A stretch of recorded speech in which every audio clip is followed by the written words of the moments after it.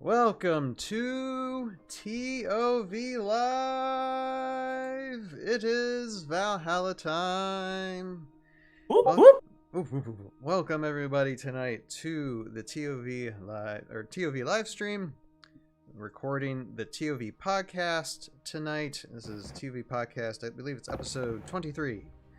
23 episodes into this, people, and we have some things to discuss tonight. We're going to, of course, go through the usual things like going through an OG Heroscape card, going to read some Thormun's journals. We're going to talk about C3V a little bit because they released a wave, and we also have HexiCon to talk about, along with a special guest on the panel. So let's get to our usual suspects here. We got Sir Joe Crazy here tonight. We have Mr. Jeremy, we got Mr. Jason Rock Robotics, and our guest tonight is MegaSilver. Oh my goodness, I'm already messing up. MegaSilver, aka Tommy. Welcome to the ToV podcast, sir. Tonight. Thanks for having me. Absolutely. Now, just tell the audience a little bit about yourself for a second, since this is your first time here, and talk about any places they can go to, because I know you have like some events and stuff that we're going to be talking about tonight. So we can give a plug to yourself real quick. Okay. Again, like you said, I'm Tommy Adams. I'm from, I play in the Louisville, Kentucky group for Heroscape and stuff, and I kind of just dabble a little bit of everything Heroscape stuff related. Of course, like you said, I'm on here today to talk about HexiCon coming up. But and I just recently started up my own online Heroscape events. So cool. And there are links in the description below if you're watching this on YouTube. Yeah, I believe I gave you the link. And the link for the online stuff you can give me later, and I can provide that in the notes. I already sent it to you, actually. Okay, thank you, sir. So, and I'll update that after the stream is done. So, thank you. I can go more detail about that later. For sure. And yeah. And thank you so much for joining us tonight. And so HexiCon. This is something that was just developing in the last few weeks, and we're going to be talking about that in our main segment tonight. But first, for the first segment tonight, we are going to dive into some Heroscape lore, Thormun's journal. So let us bring that up. Might as well just dive right in, shall we? So we're going to be doing Thormun's journal entry number 3 and number 4 tonight. And I guess, let's see here. Pick somebody. Yeah, Jeremy, because, you know, there's names of towns in here that I'm just like, I'm afraid I'm going to, like, mispronounce. And I'd like to have the lore master I gotcha. Give a shot at this. All right, so everyone got it up? I got it up. Oh, yeah, let's read this. All right. Journal entry number 3. Last night, I had the pleasure of camping with Jandar's northern army. The army has heard rumors of a pending attack. They are holding the high ground in the old ruins of Stetchavan, located in the southern part of the Nastrland. Sergeant Drake Alexander leads this army. He spoke of his family and of a great war on a planet named Earth. He spoke of good and evil. Jandar is noble. Utgar, on the other hand, is evil. Utgar seeks power and wealth, like so many generals from Earth. At what point do we, intelligent beings, actually learn from history? That's a direct quote from Sergeant Drake Alexander. Direct quote. Okay, and go ahead and do journal entry 4, then we'll talk about these. Okay. All right, journal entry 4. Last night, I also met Raylan. She's beautiful and courageous. The Sentinels of Jandar all respect Raylan. She is also a childhood friend of Jandar's. The Sentinels spoke of her valor on the battlefield. I'm glad she is fighting on our side. We are going on a scouting mission today. I will document all that we see. All right. And so, first off, for this, and you said something, Jeremy, that made more sense to me, because when I was when I was reading Journal Entry 3 earlier, I thought, okay, did Sergeant Drake Alexander write this since his name is on the bottom? Oh here? yeah. And because it can be kind of confusing because but at the same time it's like, well, no, because then he'd be talking about himself in that first paragraph, so I'm like, that doesn't make sense. So I was a little confused. And but that makes more sense that that in quotations he's just Thormun's just quoting Drake Alexander there. Okay, so that makes sense. And so you basically it's a fun, like, it's like reviewing actual history because you have to figure out who's speaking, in the conversations and stuff like that. Because they do actually have, for those that haven't had a chance to read Thormun's journal, by the way, you should totally read Thormun's journal if you haven't already. The passages are divided into chapters, but later on we actually start getting Thormun and then Sergeant Drake Alexander, like his own side of the stories. They separate into two different narratives, like from two different perspectives, and it just goes back and forth. So every once in a while, it's like, wait, who's talking now? And you have to reassess and figure out where you're at. It's a lot of fun to read separately, but I think it does cause a little bit of confusion because there are two different stories that start later on down the road. Okay. All right. And pretty good stuff, though. Yeah, it's good. It's good to know the difference, though, with this. And just so this is Thormun just basically journeying, traveling with the army, more as a pacifist, probably just as a recorder, then. Mm-hmm. And I think if I recall, these passages were the ones written by Craig Van Ness. So he was mentioning that he's like, yeah, we got a different writer later on. So if you've ever noticed like the kind of like major shift between the two, like length, content, that kind of stuff, they ended up getting different writers later on.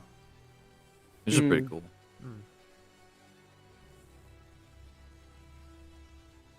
And I mean, this introduces characters, like two important characters, Sergeant Drake Alexander and Raylan too, in journal entry number 4. And so this is Thormun's journal entry then, talking about Raylan, correct? Yep. So you never met her before this conflict happened, apparently. Which is interesting. So he didn't know anything about her history, and going to the evil Raylan story, potential story, it's currently shelved, but reading this, I see really no sign of that other than Thormun saying that I'm glad she's fighting on our side.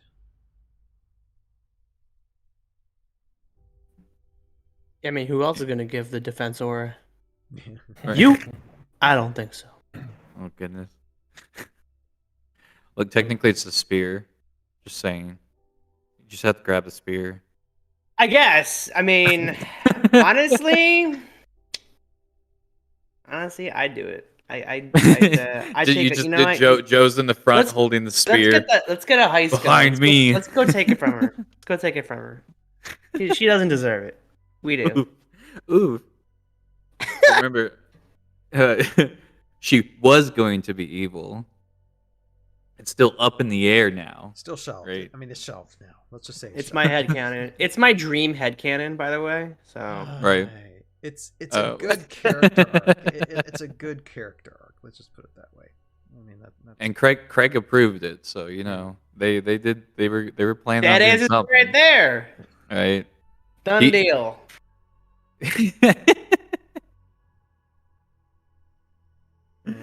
No, I do think it was really funny, his little thing when he talked about it. He was just like, I didn't want her to go evil. And I was like, wait, but you control the character. What are you talking about? Then don't let her go evil, man.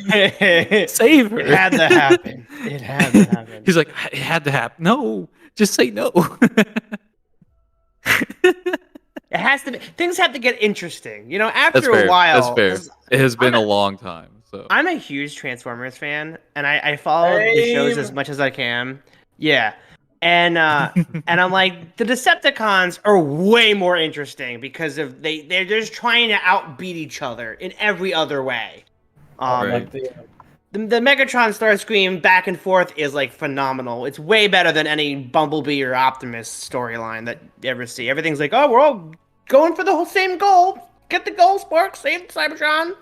Where it's like, no, I want the power. No, I want the power. And so, if you gotta mix things up. You gotta have the power, shift. So if you have an evil Raylan, it's like, oh, good, right. She's going to the dark side. Something interesting is happening. Something, is actually going on. It's just not like you can see the power kind of shifting on Valhalla. So I think that was the most interesting thing, actually. Yeah, it really is. Yeah, I was very curious to find out what they were gonna say about it, because I was like, all right, if you make this convincing, I'll go with it. Yeah. But anything else stands out? I mean, the old ruins of Stechavon. Stechavon. That is an important word. So everyone who's listening right now, remember that word, because it does come up later on, and actually pretty prominent points throughout the Thormun journal entries that you'll hear this word. But don't quote me on it. I want to say it's on the map, but don't quote me on it. Well, I mean, clip in the chat. You would know the kind of location located in the southern part of Nastraland. Because I know they put a mark in one of the later editions of the map that came out right before they cut it off. But I'm like, ugh, like it's in my brain. I need to grab it. Let me. And everyone starts posting Valhalla map pic. No, which I appreciate. That's like, well, hey, I could just do this, and here you go. There you go. Okay, here's the map. Let's see here, Nastraland. Where is Nastraland? So, like around here probably would be the location. Because I have the map as a screensaver, so there you go. Or on my computer screen. So probably where the number 13 is, probably right around there, so the southern part of Nastraland. So, yeah. Yeah, that's a pretty prominent place too, so you can see why they mention it a lot, because defensive positions and everything. I've always thought that was pretty cool too. There's this very distinct strategic element in the placements where all the fights are happening, where we participate when we're playing the game. So, and it'll be interesting to read the other journal entries in the future as well, because we're obviously going on a narrative, scouting mission, an army, armies camping out, so they're probably going to be encountering some things in the future, right? So it'll be interesting to see that. And I do have actually a comment from a viewer from YouTube talking about actually the first journal entry that I want to put in this segment, just because I thought it was some stuff worth mentioning. But is there anything else before I move on to that? No, let's hear the question. I'm curious. All right. It's more of kind of like a observation statement. But this comes from Theme Song Fan on YouTube, and Theme Song Fan, thank you so much for commenting. Always appreciate it. And it says, my understanding of how the well springs were found and why Thormun feels guilty, taking into account the AOA lore, was that Thormun found the first one and did tell others about his discovery because he wanted the fame of being the one to confirm the existence of a legend. But his discovery started an arms race of sorts, where various Archkyri searched for their territory for hidden well springs they could use. Of course, it was also implied that part of the reason so many were found so quickly after being considered mythological for so long was because the well springs themselves started to awaken and call out their chosen masters. So basically, it's Thormun's fault, but it's actually the wellspring's fault. And I think that's one thing we were discussing a little bit last year, and actually when we were talking about lore with the Chris, planned lore, that the wellsprings or the wellsprings have their own intentions, or there's something that we don't even know about the wellsprings that why are they there? Where did they come from? and that's something we were kind of diving into earlier, and it's still something that's I don't think it's something we should overlook either when it comes to the well springs. That I mean, you're not like I don't think the Kyries or the Arch Kyries are masters of them. They're being mastered by them, in a sense. So they're alive in some way. That was the hints that were Yeah. being dropped. Yeah. Like some sort of defining force behind the concept of what allows them to summon, what allows them to see visions into the other worlds. You know, that cosmic stuff that they were getting into, because they wanted to answer the question of the cosmic stuff, and then they hinted at it pretty frequently, I think. Mm-hmm. And so I think this is a combination of what we got from the OG material and trying to like piece in those little hints that kept getting dropped throughout the couple of months we were waiting on stuff. Mm. Okay, jumping quickly back to the very first journal entry. Mm-hmm. There is a note here that says, I was not surprised to hear that other well springs have been found, which would seem to suggest that, Thormun here didn't actually tell anybody about him. That, Right. he doesn't actually say that we he discussed told that other in people the about first video. Yeah. Yeah. Go ahead. Yeah, something's going on if they all kind of appear in the Mhm. scene in a relatively short amount of time. It's not like there are these weird structures that were there for tens of thousands of years that people knew about or something, or maybe they were there and then the water wasn't there, something weird happened. Yeah. Mm-hmm. Yeah, I Fascinating. think what was it, the Baldermort video, right? It was like our major, I think I'll say like last official Thormun entry from the AOA era, because it was like he starts like he's speaking as the voice of Thormun, right? Right. And yeah. so everything he's saying, like, or in the comment where he's saying that Thormun was telling people, I think that comes from Baldermort's video. And then this journal entry is written 60 years after that, Mm-hmm. if that makes sense. Yeah. Because the journal entry is a recollection of what happened in the beginning. And then Baldermort narrated kind of like something more towards that beginning of the event rather than 60 years later kind of thing, not like a recollection. And then, of course, jumps ahead to the whole point where he's like, okay, nothing's getting done, time for me to fight. That concept. So Sure. Well, still things we gotta look forward to. it's fun. It's fun to untangle everything. I'll tell you what. It's a bit of a net, but we got it. Well, that's why we do these segments. But thank you so much, Theme Song Fan, for the comment. Please keep on. And anybody else who has any lore discussions or anything during these, I'll try to. If you're like watching the segmented videos, if you're watching this segmented video and have more to discuss, go ahead and throw it in the comment section on YouTube. And we might bring it up in the future as well when we read further into Thormun's journals. So that, if there's nothing else to talk about from you guys, anything? No, nada? Okay.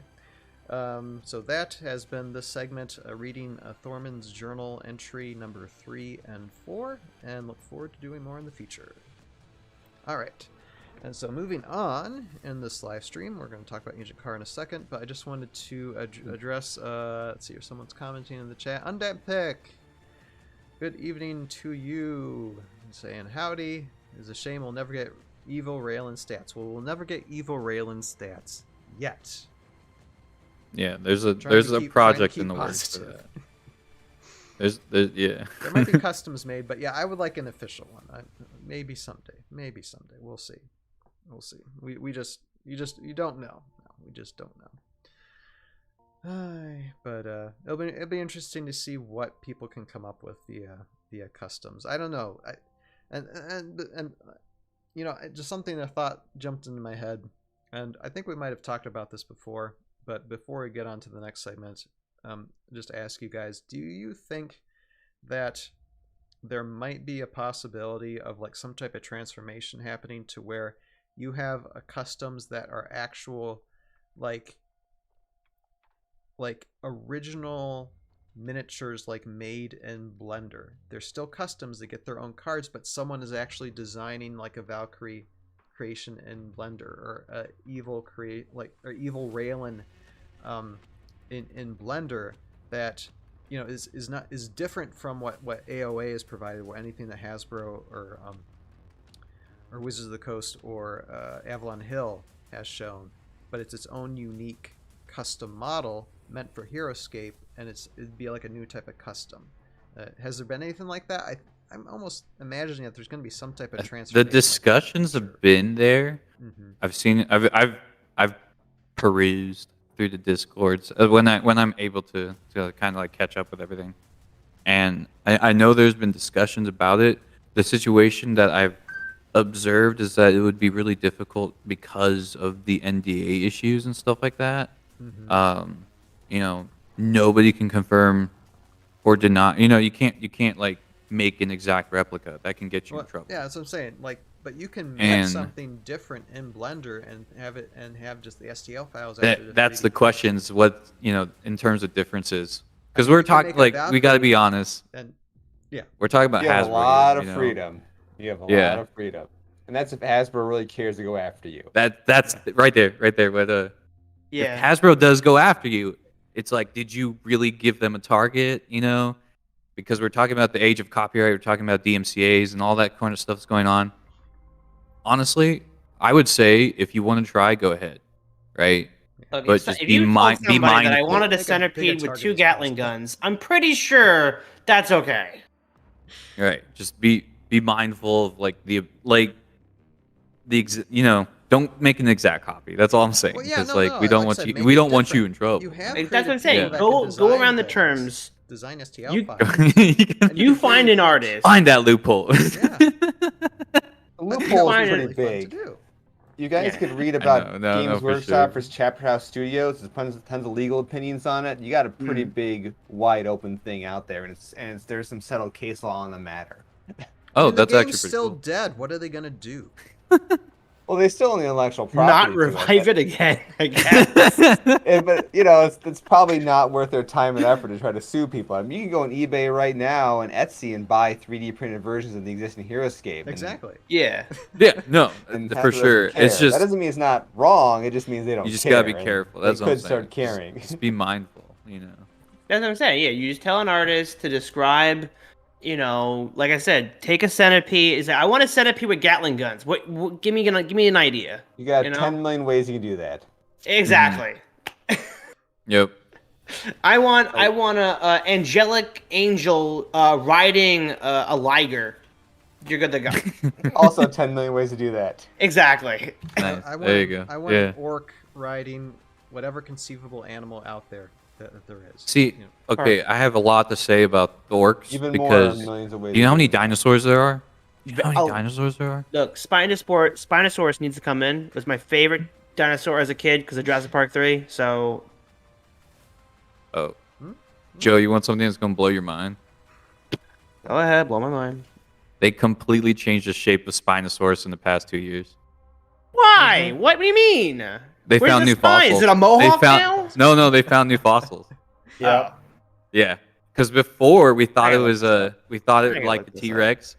It's like it's pretty crazy, but It's more it's still short cool. and stout. No, like legit.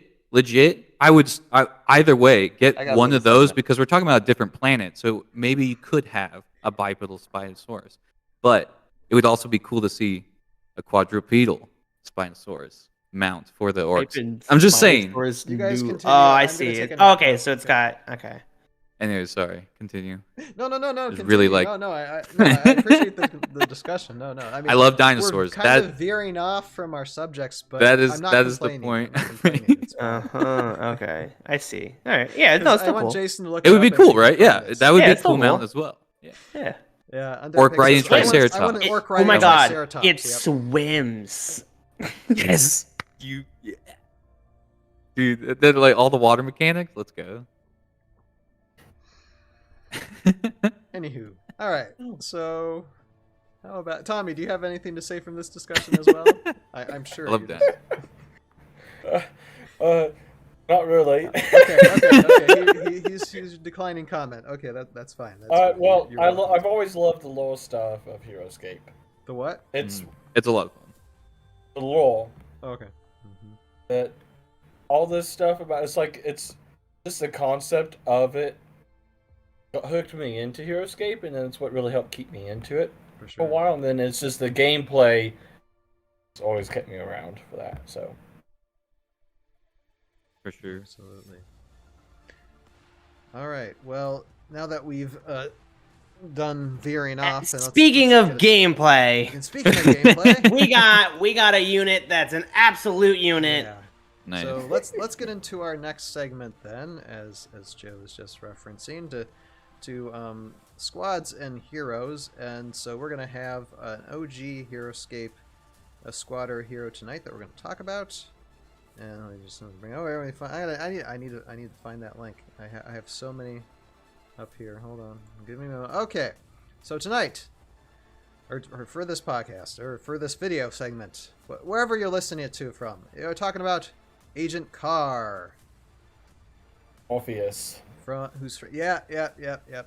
Is he a Lincoln, a Buick, a Chevrolet? What kind of car is Agent Carr? Nice. Well, it's 2 R's, so I don't know. Oh. Have to be technical. Okay. And you know, can anybody roll their R's? Because I'm sure anybody who does Spanish very well can roll their R's. I cannot roll my R's. I'm married to a Latino woman, but I don't know if I've practiced. I can't even say my R's right. So it's Nice, a car, Joe. and they can do R at the same time. It's just rolling. I have to get into the conversation. Like when I get into the conversation, it's easier, but I can't really like pull it out of nowhere. It's different. It does not exist in English. That sound doesn't exist in English. That's why it's so hard for us. Exactly. By the way. And Arable's on the chat saying rolling R's is very easy. Well, that's what my wife says too, but I cannot. After 13 years of marriage, I cannot do it. You're purring, Joe. and Marion's getting in the chat too and speaking Spanish. Marion, I love you. You know. Yeah, deberías hablar español. There you go. She's saying you have to learn it. You have to learn to speak Spanish. Yes, yeah. I know. Anyway, that has nothing to do with the card tonight. So let me read this. Okay, Agent Carr. So Rise of the Valkyrie Master Set. You can I literally have 5 or 6 extra Agent Carr cards and no miniatures to these cards. So I mean it's everywhere. The Agent Carr from Vidar or Vidar, human, unique hero, agent, tricky, medium, height 5. Special abilities: Ghost Walk. Agent Carr can move through all figures. Oh, camera. Sword of Reckoning 4. If Agent Carr is attacking an adjacent figure, add 4 dice to Agent Carr's attack. Disengage. Agent Carr is never attacked when leaving an engagement. Has 4 life, 5 movement, 5 spaces, range 6 spaces, attack 2, defense 4, 100-point value. So, based on just the card stats on its own, we'll get to lore in a second, but on the the stats itself, pretty solid miniature. I mean, especially for the starter set to play. I mean, you realize that it's like okay, it can move through all figures, and it can basically come up and swatch you. All it has to do is just be adjacent to a figure to have that attack value to go to 6, and then just leave. Yeah, I mean, he's really versatile. I mean, a range of 6 with attack of 2 is pretty solid. And like I said, Sword of Reckoning is an absolute beast of a power. Plus which is interesting with that he has Ghost Walk and Disengage. I think that's pretty awesome. Yeah, Right. I don't think anyone else has those 2 powers together, right? It's quite an impressive range too. Ninjas of the Northern The Wind. ninjas. Okay. And that's before they came up with Phantom Walk to combine them. Yeah. Whoa. Yeah, I was gonna say, Phantom Walk. something about that sounds familiar. Like they. Airball Phantom Walk is those 2 combined. Airball in the chat is saying Agent Carr, the unit with Phantom Walk without Phantom Walk. Yeah, it's called Ghost Walk. Yeah. It was prototype Phantom Walk. I really wish that all of his stats was +1, and I think he actually would be worth his points. Oh, for 100 points? Oh, you're saying if Yes. he was a move is 6, a range is 7, attack at 3, defense at 5? Well, maybe keep his defense at 4. Okay. The fact that he can't really do hardly any damage at range sucks. Because why would I take 100 points for Agent Carl when I can just take the Crav for the same points? For sure. The only thing he can really do is be a can opener. That's really what he has over them. But not at... He can't do anything really effectively until he gets over there. That's my main problem with him. So Tommy, do you think this is why? Because I notice it's like you don't see Agent Carr really often in the tournament. I mean, ScapeCon, I don't think I saw him at all there. So do you think that's the reason why? It's just there's units probably a little bit better point value for the card for him. Oh yeah, he's really just the best thing about him is he can be a can opener with his 6 attack dice with Sword Awakening, and he can just get wherever he needs to do it. It's just there's so many other things that can do what he does. I mean, other stuff can get more attacks in for an Order Marker, and that's where he's weak at. So if he was able to provide like a better ranged attack to make up for it, I think you may see him splash into stuff occasionally. But as he is, he's just not worth the points. Right. I mean, I suppose when it comes to, I mean, the ranged attack, I mean, if you get a little bit of height advantage too, there's an extra attack die. I mean, that helps maybe a little bit. Yeah, able to get height. Yeah, there's still like, I guess even nowadays, like I'd rather have Heirloom for 90 points. For sure. He's a lot harder to kill. He can chuck 4 attack dice and melee, and then also he has a ranged special attack, which gets around a lot of stuff. So it's just like I think they overcosted the Phantom Walk with him is what I think that's why he ended up at the cost he did at the time. Okay. So they overvalued it. I think, let's see, how much is he in Delta? Is he in 80? I feel like he's 80 or was at some point. I'm going to look that up now. Okay, give it a check real quick. I'm going to mention some comments. Undead Pick here while I was talking here. It says, Undead Pick says, because you can take both Agent Carr and the Krav. Yeah, I think they would probably work well together with the Krav agents. I mean, that's in the Rise of Valkyrie set. That's kind of what they're supposed to do. They're supposed to be kind of hand in hand there. Arable says, I think it would already a big help if it would have an attack 3, and sword gives +3 instead. You could be right. Yeah, I mean, yeah, just changing the attack to 3 and then the Sword of Reckoning being Sword of Reckoning 3 and attack 3. That might be a little bit more balanced. Yeah, you do. That's the same problem I have with Valgard. Mm-hmm. He also has 2 attack base and gets +3 with his charge. I can't remember the exact name of the ability. I have the build pulled up. Let me look.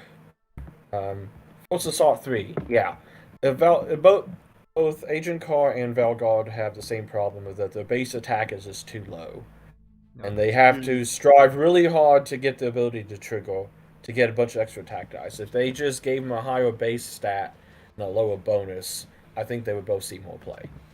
Okay. And for Delta, Agent Carr is 80 points. I think I would only start considering him at 70, honestly, though. Okay. But just because you really would only bring him for that 6 attack dice at melee. Right. Me personally, that's what I only would bring him for. Would his points be justified if there was a unit or a squad that could bond with him or buff him in some way? Oh yeah. There's the command couriers in VC that can bond with him, kind of.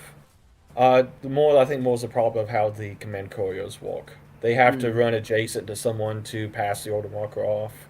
I like the idea in concept. It's just execution is a little bit tricky for my taste. Right. It feels like there should have been more, to go with this miniature, and just things were left uncompleted, basically. Yeah, I feel like it has a lot of great ideas for it to walk. Mm-hmm. It's just his execution didn't pull off right enough for me to bring. Because I keep looking, I'm like, oh, he's so cool. And it's like, oh, yeah, he can't really hit anything hard enough for my tastes. Okay. So I end up not taking him. That's fair enough. I mean, I suppose. I mean, do you think though in tournament play, if you would use them, I mean, you could still match things up. Say if you were using like Delta points or others. I mean, if you didn't have the other miniatures, it would probably still be an okay thing to have a tournament play as long as he was linked up and bonded with certain other squads and miniatures. Correct? Yeah, if he had some way to some synergy with something else, I think you'd see more use. It's just even out of the core set, there's other stuff that I'd rather take than him, unfortunately. For sure. Okay. Let's see. Now, if he like had stealth dodge like the Craft do, then I think I'd be okay with the lower attack, because he'd be really hard to hit with 4 defense natively for that. Okay. And then he comes up there and smacks you with 6 attack dice when he finally catches you. Yeah, I would take would him be at deadly. that. You just run him over to a glyph and park him on it with stealth dodge and say, "Yeah, go ahead and try to kill me at range. And if you get up here, then I'll just smack you with 6." I don't know. Yeah, if he had something like that, either a little bit higher stats or stealth dodge, I think he would have justified his cost more. All right. Well. Yeah, stealth dodge is pretty crazy sometimes. Yeah.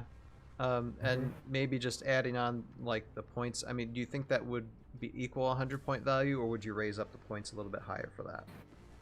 I probably would raise his points up, but I would say let him be the bargain thing, because you have Sergeant Drake at 110 as well, and he's also a can opener. He can't disengage and stuff like Sure. Agent Carr can.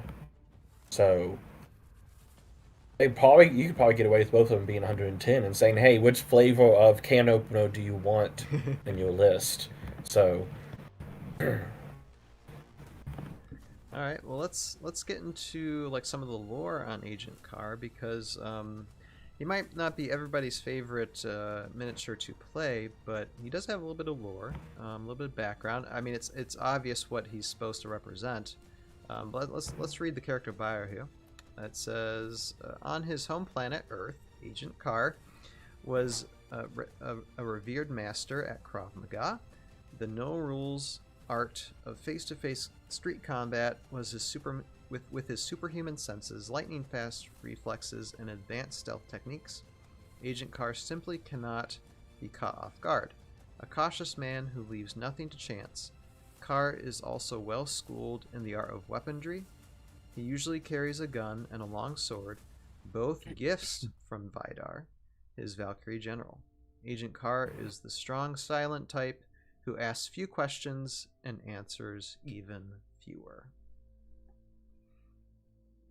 So when it comes to the lore aspect, now I think like in the lore in the canon, even like in the introductory video, like very old Heroscape introductory video for Agent Carr, he's from like the future.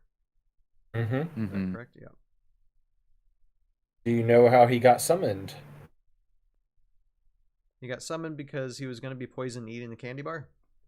No, that's what it appears to have been, but there's actually another reason why. Okay. Do you know it? Nope. Not at this second. Okay. You want me to spoil it? Yeah, go ahead. Okay. He's about ready to be assassinated by Isamu. Oh, right. That's right. He was snacking. When you see him snacking that candy bar, I believe Isamu was either coming through the window or he was in the room somewhere. He was about in the area. He's getting ready to stab him, basically, and he got summoned right before then. So, Jeremy, we didn't know that was the case until Isamu got announced, but at the time of the video, it looks like it was the candy that poisoned him. So, Jeremy, can you confirm that? Oh yeah, no, that's all right. That's And I figure I know I heard that somewhere. I just didn't remember. my salt with the situation regarding that lore, and this is why it's not very well known, is that information was available on the first rendition of the Heroscape site, and this was prior to the nuking that went place during Swarm of the Morrow, right? When they changed the site design completely for Swarm of the Morrow, old content disappeared. Like like stuff that they wrote disappeared, and there was a sublink that you could access in the 2004 2007 era of the website that it was called the online character tips or something like that. And there was little fun facts that were posted for each of these characters, and all the bits about Isamu attacking Agent Carr, that was in Isamu's fun facts in his little online character tips, which is now no longer accessible. Literally the only reason why I know this was a thing and I didn't make it up was because someone actually posted it in the Heroscape lore channel recently, and I just went back to go look at. Someone found kind of like a paper version that had copied what was on the site onto a paper. That makes sense. They archived it essentially, and so the little bits about Isamu and all that were on those papers, and I'm like, okay, so it was real. I was like, oh man, I didn't make that up. Good, thank you. But yes, it is lore that was accessible up until 2007. After 2007, it just became a community memory for anyone that does remember those unit strategy tips or online character tips. I have tried to find them on the Internet Archive, and I cannot. That link is just broken. It's gone forever, unfortunately. But yeah, no, it's frustrating because it's cool stuff, but it's stuff that it's like half submerged in the sands of time because of how the link just poofed. I don't like it. Well, the good thing is now we have it now recorded in the ToV podcast for posterity. So there it is. It's in history. It'll stay here. Keep it stay going on YouTube or whatever. Clip it in the chat. Yep. Wherever I'm able to post it in the future. So for sure. Now, let's go quickly through this because we're almost out of time for this segment. But I gotcha. Again, links in the description below. If you're watching this on YouTube, to go to the books, the books of Heroscape on heroscapers.com, just to look at all the source information on how to play these miniatures. People give a lot of good information, and so combinations of synergies. We got lag lore, and that's the Vidar's flag bearer, correct? Mm-hmm. And Agent Yes. Skahan. Did you say Skahan? Skahin. That's how I say it. Yeah. So two very valuable miniatures that you have to collect in order to play Agent Carr. Synergy benefits offered Otanashi with tricky speed. And then as Tommy was mentioning, there are synergy benefits for C3V with Command Courier and Ebon Armor. But really not much. I think you guys are right in closing this segment out. That yes, Agent Carr, definitely I think an undervalued miniature when it comes to a tournament play, probably for a good reason. There are other better miniatures to play out there. Yet still, interesting characters, interesting backstory. And anything else you want to say? Do you want to say something, Tommy? Sorry, I didn't mean to cut off. Oh no, you're fine. You're fine. Saying he feels like the greatest example of something that looks cool in concept. But when you put it down on the table, it doesn't do what you're expecting it to, which is unfortunate because I like the miniature. I like how it looks and stuff. For sure. Especially from the starter set and stuff. And I'll let that be the final word for that. So that has been this segment for looking at squads and heroes. And like I said, we're just getting started doing these things, to just going alphabetically down the line on the books of Heroscape. And so look forward to doing more in the future. So thank you guys so much, and let's move on. All right. So now we're going to move on to the main topic. Well, actually, it's like two main topics tonight, like split in half. And for the first one, the first half of the main topic tonight, we're going to be talking about is it pronounced HexiCon, Tommy, right? HexiCon is what I call it. HexiCon. Yeah. Okay, so the I is kind of silent there.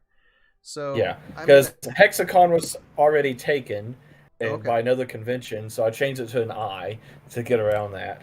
So yeah, I think I found I saw your post. I think it was a couple of weeks ago, and saw it on Heroscapers, and I'm like, oh, that's interesting. And I'm like, wow, it's happening like really, really, really, really soon. So I wanted to contact you to help get the word out for this. So go ahead. First, tell the audience a little bit about this.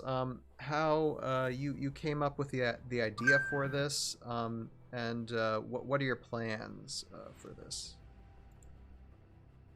Well, referring back to what you're saying about happening in April, which is April 19th through the 23rd is when it's going to happen here.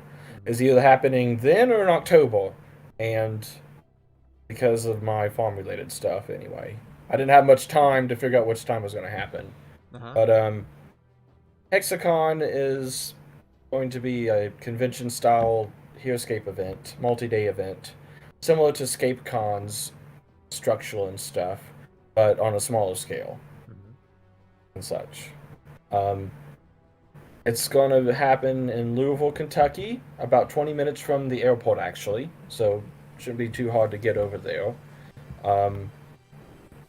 And basically, we're having more focus on some of the VC units, like the SOV, C3V units in the event, more so than ScapeCon does. Like about half of the events have the customs in them, compared to like what, a quarter or so, or a third that ScapeCon has done and such. Have the maps done, have the event structure already up on the Heroscapers website. I imagine you have the link ready for that. Yeah, I already have links in the description below for both like the announcement as well as just the events page. So I already got those links for people to check out. Like 90% of stuff's already on there for you to all to look at for like what kind of events we're gonna have and stuff. I'm just literally just waiting for the prizes to get made so I can start sharing those. Is what I'm waiting on, kind of thing. And it's $100 for all 4 days to play, and then $25 you have to pay me to help cover the prizes. So $100 goes to the store basically to help pay for renting out the entire area, play space basically, and then $25 for me for prizes and such. So this is going to be at a store, not like a hotel. Exactly. Okay. And so we're going to be taking up like 90% of the play space. And right adjacent to that is all the games and stuff and toys they have for sale, because they have a lot of good selection of stuff. The store themselves' name is Miso's, and the link for the website. Sorry, the link for the event they provide has a link to like the store and stuff, so you can be able to find it, figure out how to get to the store from the airport and such. As well. Right. All the information is in this link for sure. In the links. Now, with like I was asking, so what caused you to come up with this decision? Is this something you were thinking about last year, or is this something you just came up with like, oh, I'm just gonna do this right away? I've kind of been mulling it for a year or so, but I didn't really have enough stuff. With the announcement of Age of Annihilation and such, I ended up trying to re-up my collection, especially with the VC stuff, Valhalla custom stuff. I was like, well, it kind of fell through now with Age of Annihilation, so I'm going to try to use the money that I had saved up to get that, and bring myself back up to speed. Because I had a few years of a lull of not playing as much. I didn't focus as much on the game and came back. Mainly in part due to ScapeCon. So thanks, Mike, for helping with me with that.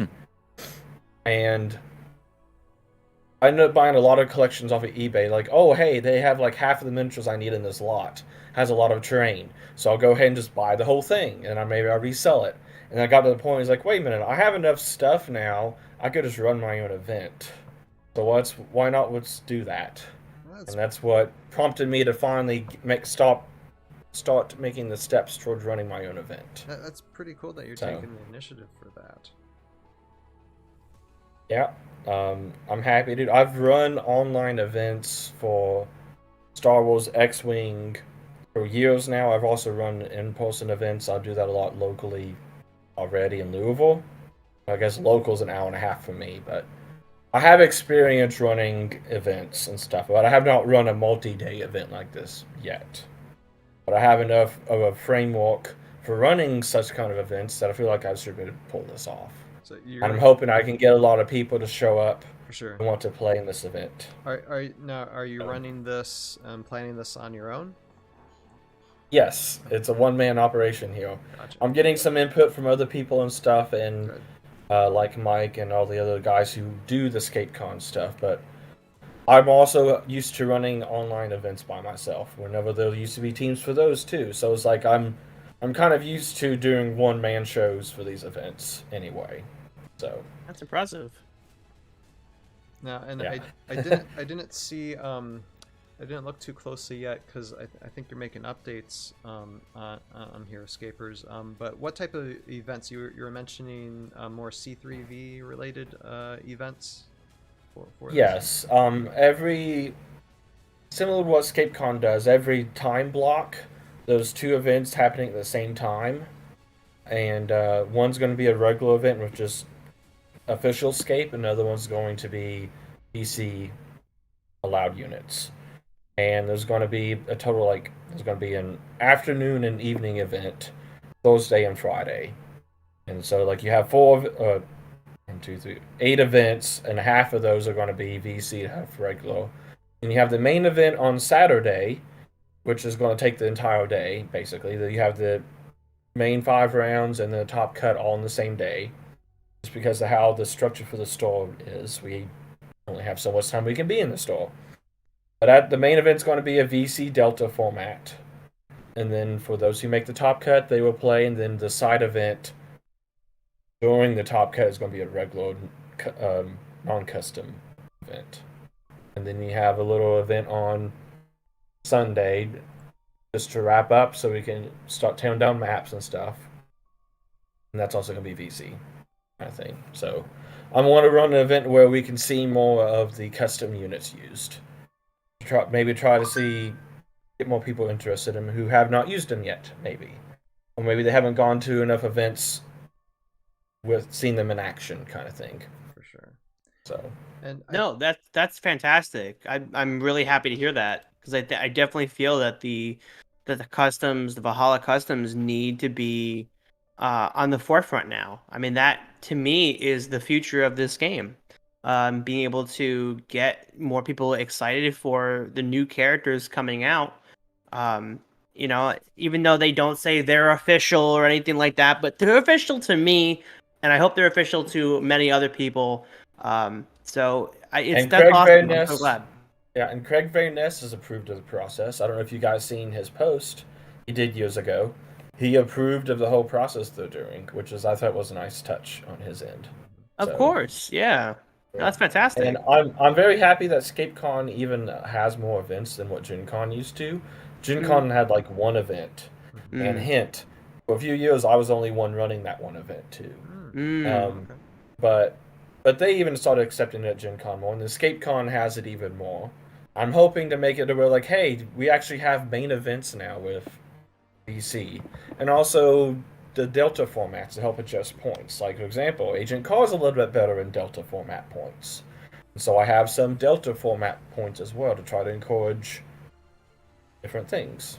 So get more recognition of different events by having some large event use them. So. And Delta is fairly new, isn't it? That started coming to become more popular within the past couple of years, correct? Actually, it was around a decade ago, and then it just kind of went quiet. And then it got a resurgence just the last few years ago. The point system, just kind of sat around for a bit, no one touched it, and then we started looking into it again. It's a similar thing that happens with the Wargrounds Escape. It started over a decade ago, and then went dormant, and then got revitalized. Literally, I believe ScapeCons helped revitalize a lot of these side formats, like Delta and Wargrounds Escape and other things have come back to the forefront because ScapeCon's maybe looking to use it or something, or maybe people hoping that they can help get ScapeCon to use it or I just repeat myself. Yeah. Anyway, No. it's just because there's big events that are happening, people start to pay attention again, whether even they're going to go or not. It just brings attention to it. Sure. Arable's asking in the chat, what exactly is Delta format? Would you mind explaining that for a second? Oh, yes. Delta format is just a reevaluation of points. The points are changed to be able to reflect the characters in overall states. For example, Agent Call that we talked about earlier, his base cost on his card is 100 points. In Delta format, his cost has been reevaluated to 80 points. Because they recognize that, hey, he's not as good as his points say he is right now with all these units out. And so in an attempt to make everything an equal playing field, where everything's a viable option to take, points get adjusted. And so something like Nilfheim, for example, he's 185 points. I think he's like 230 now. He is very good still, but now you have to be more careful about... You have to consider more things about your list if you're going to take him or not. And so, because there's a power ranking system for tournaments and stuff for Heroscape. A through F point total power rankings and stuff. And the goal of Delta is try to get everything to try to fall into the same power rankings brackets. So, and what's nice about Delta is that it can fit with any format on top of that. If you're playing like Reverse the Whip or Heat of Battle, all these other different formats, you can always slap the Delta format on it to adjust the points to where everything looks like a good option to take, instead of having to say, oh, here's these 5 or 6 characters that I feel like I have to take in regular points. So. And Arable's asking, just point adjustments, or are there ability changes as well? There's just point changes. Just point. There's another group that used to be active that would actually change abilities and stuff. They were known as the Competitive Unit Congress. But they never really took off. Okay. Yeah, that seems to be, I would assume, would be way too much work.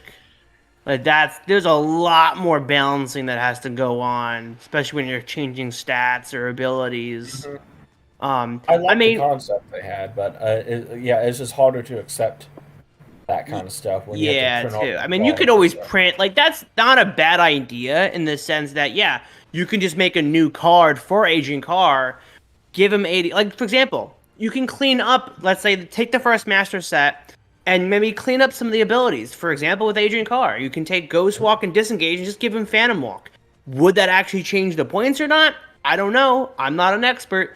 But you could essentially just do stuff like that to certain characters and go, okay. Well, even with Taylord. Taylord technically has stealth flying based on his original card. Would that change his point value? Probably not, but still, you can do stuff like that, where you can just change the card to say stealth flying instead of flying with extra text. And if you are wanting to look for the Delta points format, there is a thread for that. But also, if you go to Heroscape.org, a great thing that Chris Porkins has made, among the various things that website can do, there's a squad builder. And there's a toggle switch for the Delta format. So you can see all the points adjustments for all the characters. The newest stuff that comes out, they don't touch it immediately with Delta. They gotta wait and see what it looks like first. But I believe they plan to do a points update every few months. To give it time to settle and see what stuff looks like and see what needs to be changed, if anything. Like, I think November or October was the last points change, and they even didn't change that much. So, I mean, I would assume, too, even when it comes to the Valhalla customs, I can't imagine things changing too much, because mostly it's supposedly correct me if I'm wrong, Tommy, but it's hoping that help balance stuff that was either very underpowered or way overpowered in the earlier sets and expansions, opposed to with having the Valhalla customs, things should be pretty balanced for what it is. We've learned so much about how things should be in Heroscape, and so we kind of have a better understanding of the point values to the to what these units should have. Yeah, there actually is two different Delta formats, whether you include customs or include Valhalla customs or include the regular stuff, because like you said, some stuff has been synergized with some of the Valhalla customs have been synergized with the official Heroscape. So they're all two different point systems. I'm trying to remember a good example is like the Deathwalkers, for example. In Valhalla Customs, they have a unit that bonds with them, whereas in, of course, official Scape does not have any. So the point totals for the Deathwalkers are a little bit different, just because of the Zedian infantry bond or not, basically. Yeah. And some stuff they did unfortunately have gotten a little bit wrong on pricing for stuff for Valhalla Customs. But I was also, when they first started, there was a little bit shows trying to figure their system out and stuff. That was over a decade ago when they started. So there is still adjustments, but it is smaller on the Valhalla side, Valhalla Custom side. So I would recommend that you go and check out Heroscape.org. Oh yes, The absolutely. squad builder. Yeah, that was a brilliant And website even if you- that Chris Perkins created, for sure. Yes.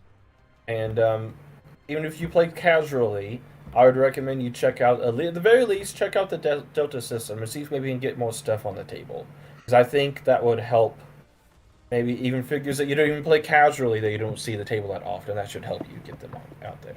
So For sure. For sure. Well, Tommy, I think it's a great thing what you're doing, because I mean, now that ScapeCon is kind of here and it looks like it's going to be a regular thing, a yearly thing, not everybody can go.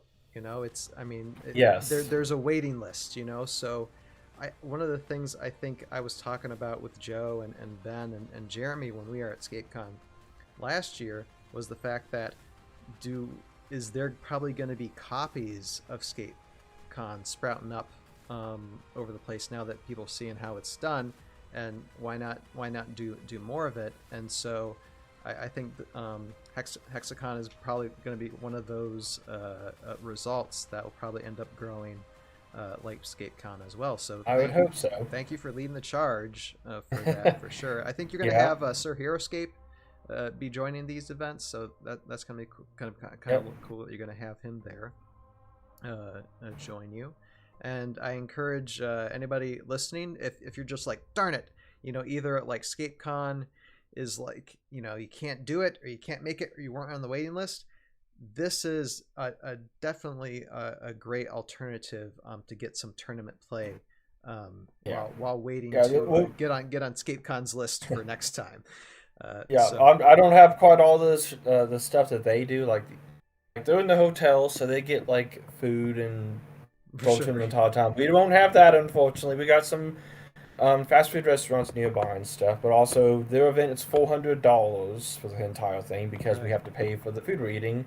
Mine's is a total of $125. You have to drive in from whatever hotel you're staying in. So those plus and minus, you got to be in a game store, so you can go and buy some games. I'm hoping we can get some store credit from this store. He has to figure out logistics on his end if that's going to be possible or not. I'm hoping so. I think it actually, honestly, probably depends on how many people we get, if he can justify store credit kind of stuff. If we max out, maybe we can talk to him about that stuff. But there's plus and minuses to going to ScapeCon and HexiCon, depending on location and stuff. But since ScapeCon is maxed out of space right now, maybe you guys can, whoever's listening, if you can't make it, couldn't get on, you're on the wait list or something, come on over to my event. Or maybe you want to practice for ScapeCon too. You plan on going to both. I'd love to have people for both. Absolutely. So those of you out there, check out Tommy's post. Check out all that information. Again, links are in the description below for this podcast live stream. And if you're watching this via audio, because we finally have a home, and I'll talk about that in a little bit later. We finally have a new home for the ToV Podcast audio version out there. Nice. Go to our YouTube page. Go to the Tales of How YouTube page, and there'll be a link in the description below to see the YouTube video where this live stream is based on, and links will be in the description below. Or just check out heroscapers.com. Go to events and find it. It's HexiCon. Check it out.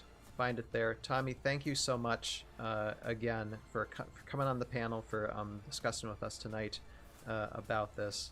And I hope this is successful. It needs to be successful. I think one of the last things that Avalon Hill told us before there was radio silence is that they said, play the game. And you're darn right we're gonna. We're coming out and we're gonna be playing that game for sure. So again, thank you. And that is the end of that of this first half of segment. So we're talking about HexiCon. Now we're gonna move to C3V, this new C3V wave. And here, let me bring this up here. Brand new Heroscape. Yeah. Let's go. It's something to look forward to. Now this is called Yngvild's vision, right? Is it Yngvild's? Am I saying that right? I was pronouncing it Yngvild, but more pronouncing the Y there. Yeah, I go like Yngvilds because it's an L in there. Yeah, Yngvild. Oh yeah, that sounds like. Oh. If you want a really good pronunciation, I want to say, because I was looking it up earlier, how to say it. It's in Skyrim. It is a location in Skyrim. Oh, okay. Well, it's Valhalla, so yeah, it's Norse. Right. So just think of how the Norse would say it, right? Like think of that general vibe, and if you can get as close to it as possible, you should be good. No pressure. Can you find an audio recording of it? Because I don't know how a Norse person would say this. Yeah. So that's why I'm thinking too. Yeah. Anyway, we all got to watch Vikings. That's sponsored. It's a cool name. Yeah, I've watched Vikings, and I'm clueless. But special pronunciations of weird fantasy locations is always helpful. Mm-hmm. But yeah, for Pack 4, in this wave, there are packs already released. And again, this is C3V, so these are not official, but C3V has been a while, so they're as official as we can get. And we're not going to go in depth with these cards. Again, we will talk about C3V cards and stats and more in the future, in more defined segments. But what I want to talk about tonight for just a little bit is just anything that stood out to you about these 5 new heroes, and what's interesting about them. Well, I played against Adarakis the Starlich recently, and she's nasty. I think that 5 range, right? It's like, oh hey, you got -1 defense against all my skeletons. Good luck trying to deal with that. Oh, you finally killed one? Oh no, I'll just bring it back later off of her card. So right, she's pretty good. Got a good ability and works good with with skeletons and zombies probably. Yes, Undead, because the skeletons can also move up really slow, and then she can just swap the place with them with the wormhole. So she doesn't really have to move that much herself. She just let them move up, the zombies or skeletons move up, and she just swaps places with them to keep herself moving forward. And they're like, oh hey, -1 defense, so it's easier to bring back zombies or easier for the skeletons to just whack you. So I wasn't like, oh, she's strong, she'll be fine, and then I was like, oh goodness, my guys are just dying left and right here. And then you finally kill her, and then she comes back with the nanobots. It just there's a lot of good stuff going on there. She's one of those that looks. She's stronger than she looks on paper, in my opinion. Right. Well, the point value the opposite of Angel is high, so it makes sense. Mm-hmm. Yeah, I was gonna ask you if her nanobot soul cage came into play. Did she wind up coming back? I think she did, but the game was already over at that point. It just yeah. It was like okay, maybe I could squeak this out, and then she came back. It's like okay, now I don't have a shot. I can't do damage fast enough now. So. Yeah. It doesn't matter if she has a 3 life or not. Just wipe her out; she'll come right back. Yeah, well, no dice roll is needed. Just happens. That's incredible.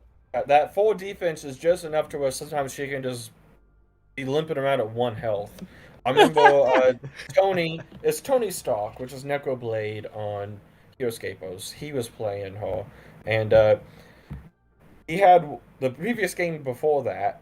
She went 3 rounds with 1 health because of that 4 defense, and she managed to solo the rest of the guy's army. Oh my god! It's because it was just enough for her to hold out, and so, yeah. I'm very much tempted to get this miniature, too. I would go ahead and buy the whole pack she comes in. Yeah. Just go ahead and get the pack. Okay. Sure. Honestly, For sure. Just for the future. yes. Yeah. Because I've seen the playtest for some of them. Okay, awesome. Okay, interesting.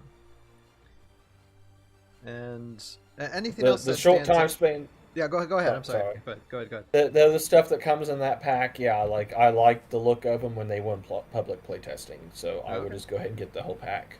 Okay, there you go. Advice, people. Just if you're gonna get Atarexis, just the Starlich, get everything else that comes with it when you're buying. Because the great thing, I want to point out the great thing about these C3V things, even though like the older C3V, they're harder to get because the miniatures get more expensive, but these newer ones, relatively, fair prices to get the miniatures for these. They kind of show you where you can get them too. I mean, they name where it's from, because Atarexis Starlich is basically, this figure for this unit is a Starfinder Battles miniature from the Galactic Villain set. The name of the figure is Necrovite. So, I mean, there you go. And you just look it up online, and you just find it through eBay or whatever. Yeah, well, and also you kind of get a hint of stuff from the public information thread, or something along that name. There's a link to all the miniatures before they actually get officially announced. It's saying, hey, we're using this miniature. Go ahead and buy it while you can, because sometimes they may be years before they actually get everything released on it. For sure. And I keep tabs on that thread and just buy it as soon as it comes out, as soon as they announce it, because I missed out on a few things now that like impossible to find because I used to not do that. So the acolytes, for example, that work with Father Kalis, which is a segue. For example, you can't find the acolytes holiday anymore. So because I made the mistake of like, oh, I'll buy those later, and then I forgot to buy them. Mm-hmm. And then by the time I realized it was too late. It's impossible to find them now. So. And before moving on, I just I want Jeremy to point out, because he pointed this out to us earlier, and this is more of like a deceased Heroscaper, but they give a nod toward. Do you want to explain that, Jeremy? Yeah, so no, I noticed they're introducing a new planet. The 2 of the characters so far in the hero pack are from a new world, and so just from like the little snippets of information we got from the front page, right? It's called Dire 3, and if you are a longtime member of Heroscapers, I'm pretty sure the name Rev Dire rings a bell in some form or fashion, right? Yeah. And Rev Dire was a member of the community of the Heroscaper website. Like he joined back in 2006. So I mean, we're talking early. Heroscape.net days. Right.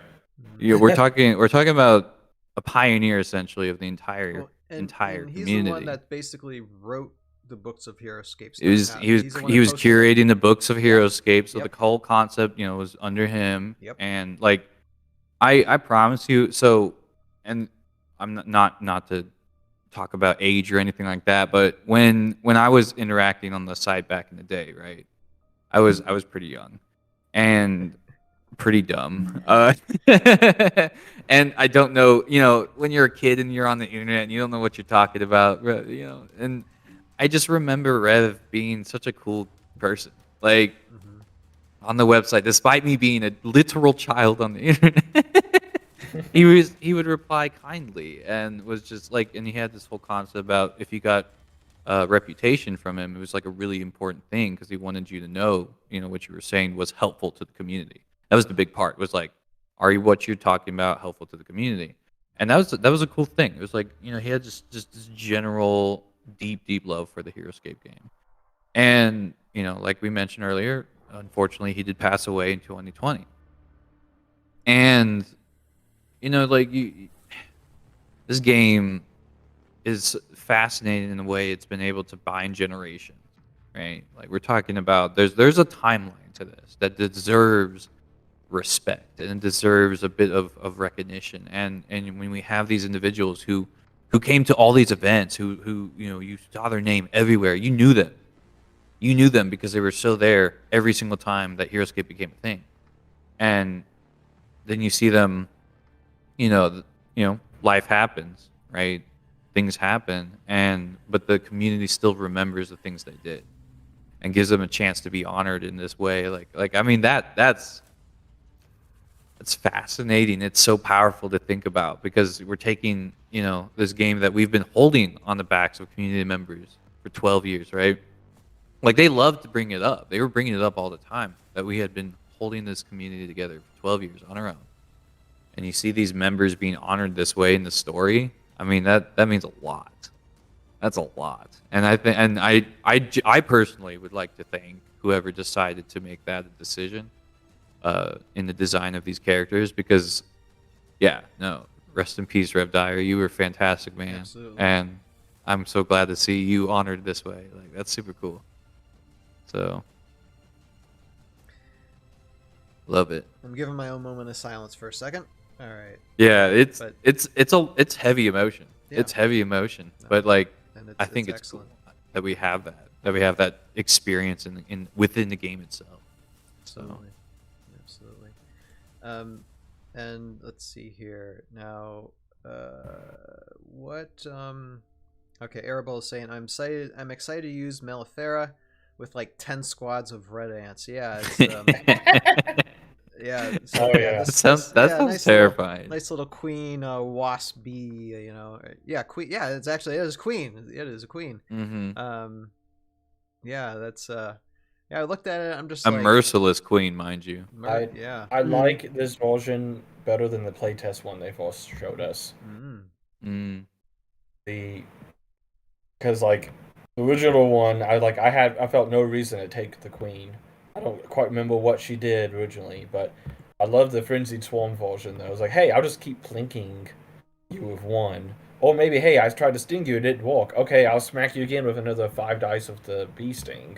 So she really helps the bees out a lot this way. They can actually be scary. Stingers. Yeah. And that goes for both the Marrow stingers and then just stingers in general. But yeah, and that includes the bees now. Yes. I don't like stingers. There's just something about wanting to catch The them all, word makes me furious. like these little bug. I mean, it's like I knew that there were bees in C3V, but now I saw this, I'm just like, I remember the bees. I need to start buying some insects. I guess it's almost like Pokemon. You just gotta catch them all. Oh, and Yeah. they're very cheap to get too. If you don't want to buy a tub of 136, there's a website where you can get them for 75 cents a piece. There you go. With the little bees, and then the box that the queen bee comes in, it's $10. Nice. That's awesome. It's a very good price for these, and because they are safari miniatures, they are going to stay cheap because they make them all the time. So, if you're getting new into VC customs, this is a great one to start off with. For sure. The bees and Mellifera. So. Yeah, when's the Master Set coming out? The Heroscape, Swarm of the Bees. Swarm of the bees, yeah. Oh, why no. not? My goodness. No, I'm gonna have so much terror. Just Well, Jeremy, I don't like bee stings either. Yo, Thank where's you. the I hive at? We appreciate need that. our own beehive. It's a huge hex. It just fits on a hex. It's 7 hex. I mean- It sits right on. Okay, and you can keep summoning bees. But that's only if the queen lives. This isn't a product Ooh. placement, but I'm just gonna mention it.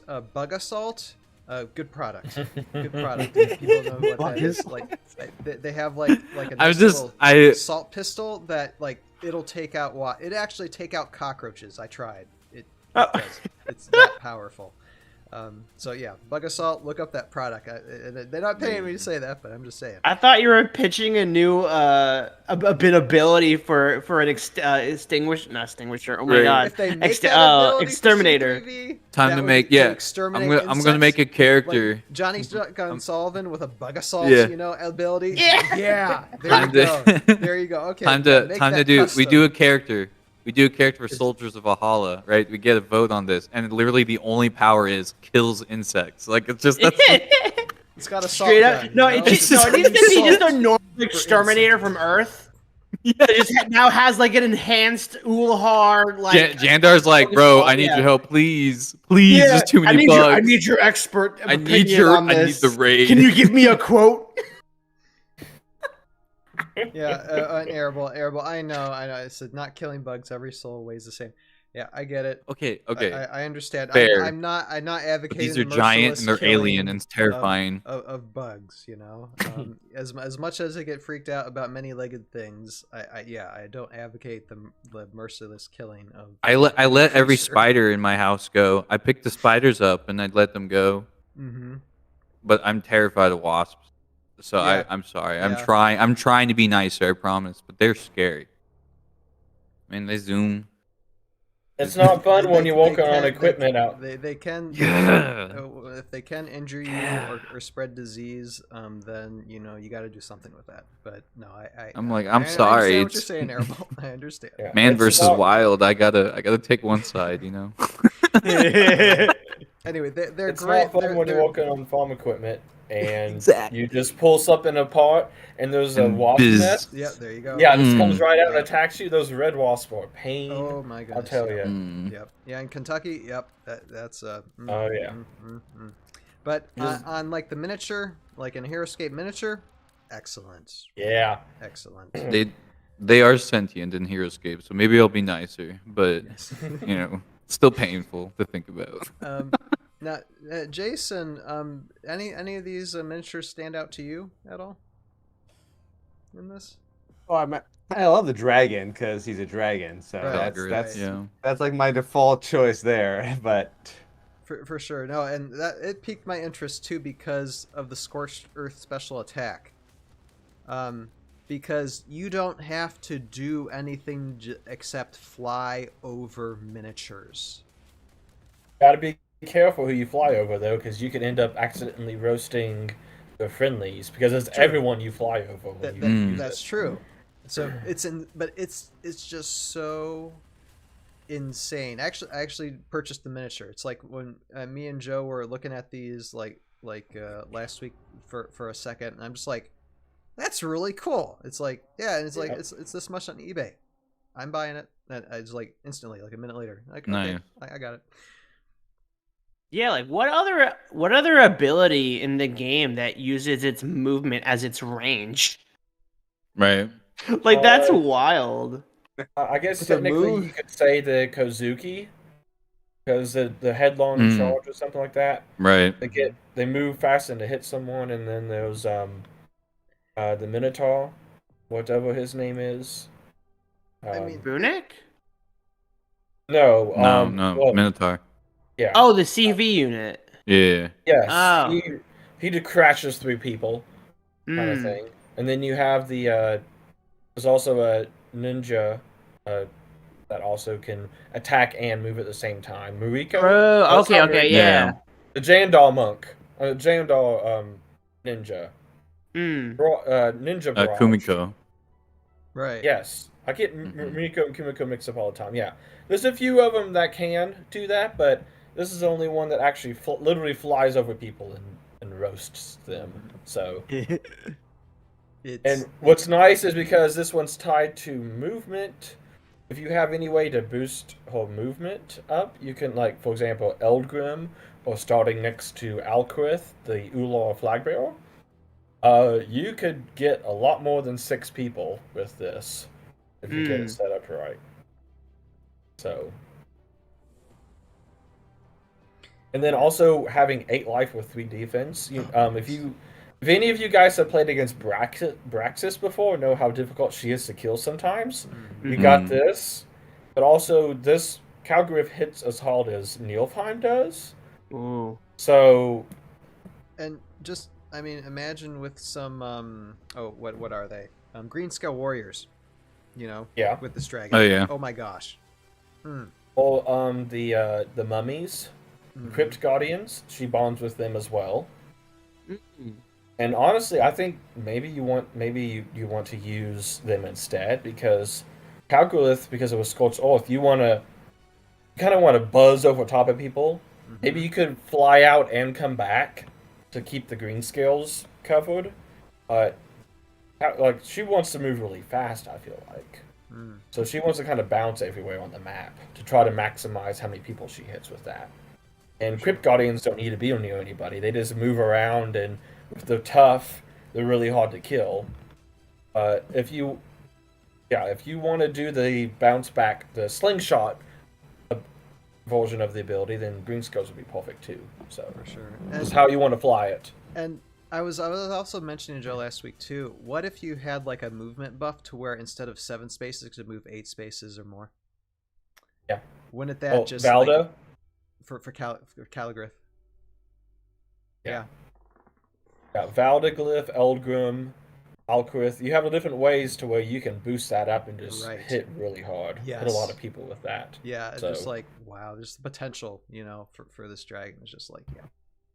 Which is probably why she's 190. Right. Even then, I think that's still a good price, just even if you don't even get the movement boost to hit more people. Right. Oh, absolutely. Yeah. Yeah, for sure. Yeah. So anything that possibly could avoid my girlfriend Jillian to use Cheros. That's literally all I could see this as. Great new dragon. Maybe I'll look into getting it, and then we'll, try to veer her away from using Cheros. That'd be great. Thanks. She saves 90 points by taking. Exactly. Saves 20 points by saving. That's my pitch. That's literally my pitch. Like, you can fly more often. I don't have to do a Counter-Strike. Yeah. Yeah, no, it's lovely. Now, anything else standing up to you guys? I mean, I guess I'll just I'll go over and just name the rest. So we got Miakor, who's I'm Lizard Mercenary. I want to play Makor really bad.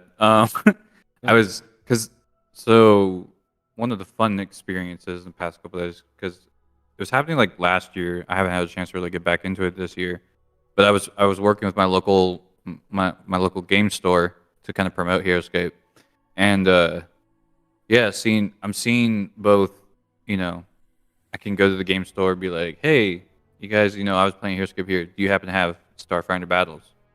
Yeah. And if they have it, I'm going to buy it from them because I get to support a local gaming store, and I get to play these super awesome looking characters. Like, these are actually, the thing is, Pathfinder and Starfinder is pretty recent, right? So these characters are going to be around for a hefty amount of time.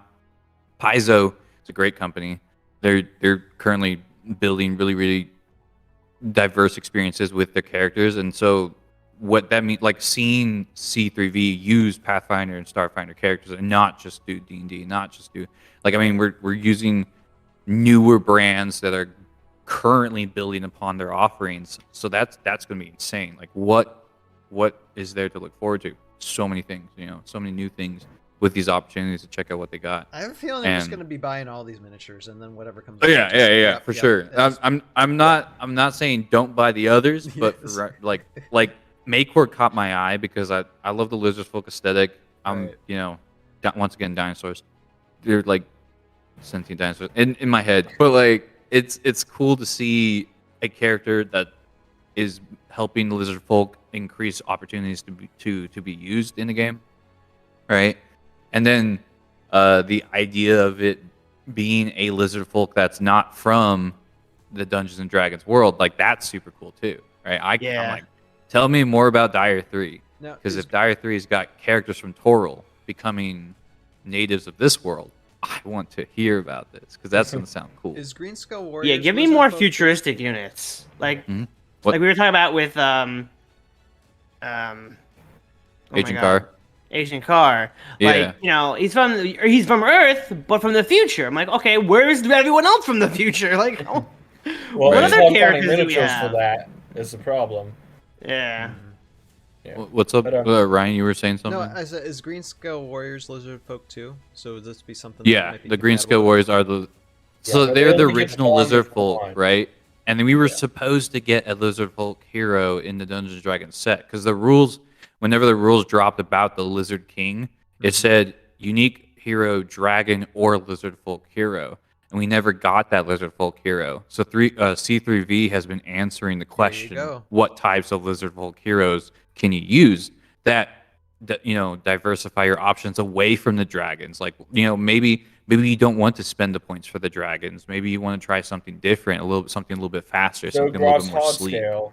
for Yeah, example. yeah, Zogros I hard love scale. Like, and I remember, so I used to be part of the C3V like early, right? Like when it first started.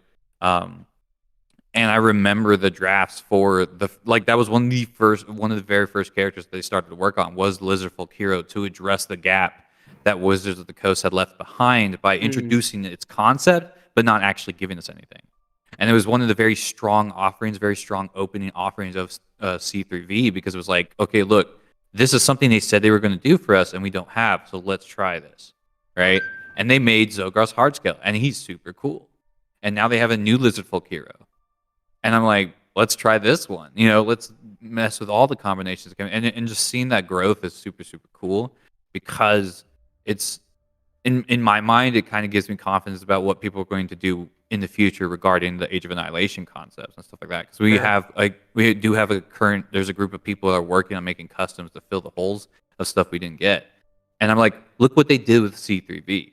If they can do that, and they're doing this with the new stuff we got with the 30 cards we got from AOA, sky's the limit. It's going to be so crazy for Heroscape in the future, just to see what cool stuff all coming together, what everything's going to be designed as, and see in the future what the future holds as far as design. It's going to be great. I'm excited.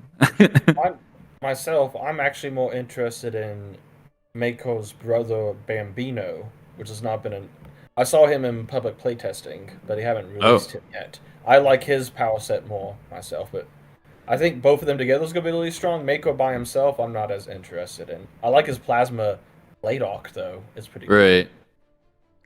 I guess this is something to look forward to in the future. And since, this is the first time that we are talking about C3V wave release on the show. So we'll probably do more of when they release more. We'll probably talk about more on the show in the future because I really like how this segment is going. Let me see here. What would be next? What would be Father Kalis? Yeah, we cover Father Kalis. Too much. This is the Valkyrie General who will not be named apparently. But for Father, so he's a human cleric. And you said that he would be bonding with Tommy, bonding with miniatures that hard to get right now. No, the acolytes of Vorg. I can't remember the exact full name of them. The Vorganund.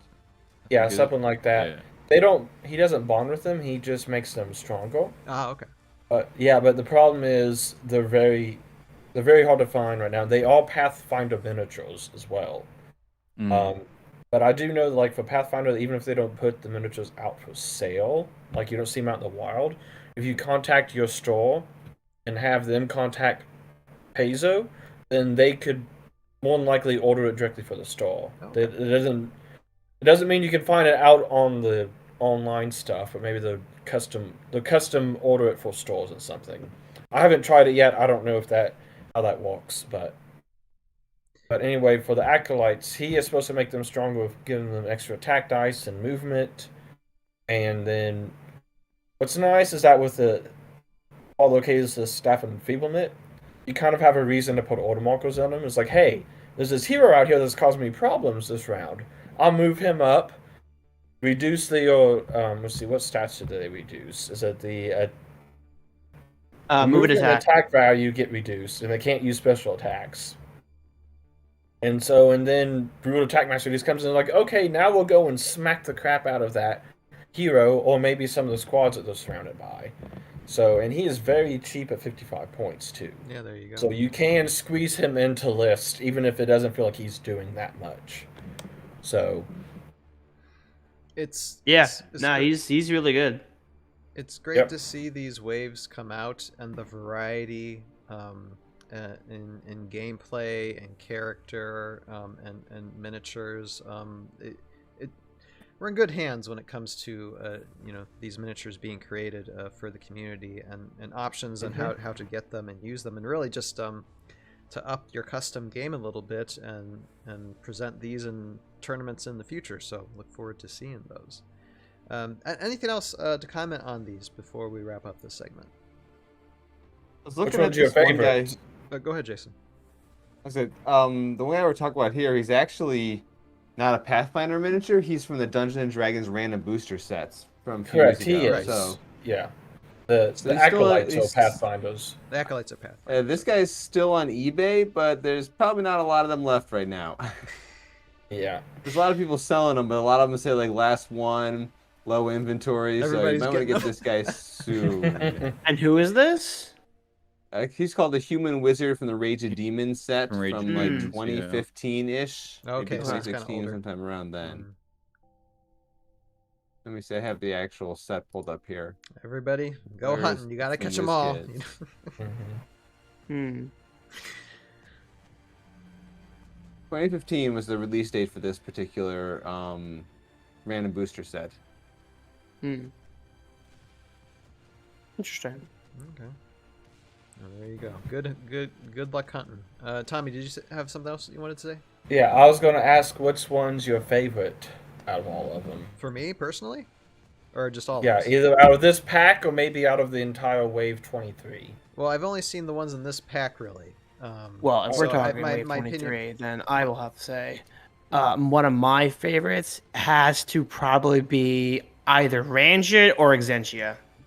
Yeah, I was getting ready to say, I figured Ranjit's really good for all the mixed bag unique squads, but it really helps them. Aw, man, baby. Yeah.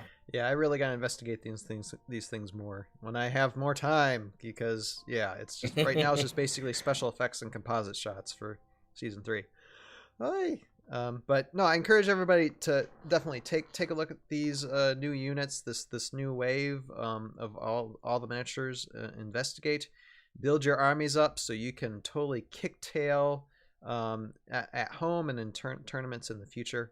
But that has been looking at this Or online. or online. Exactly. Yes. You could do them online as well, for sure.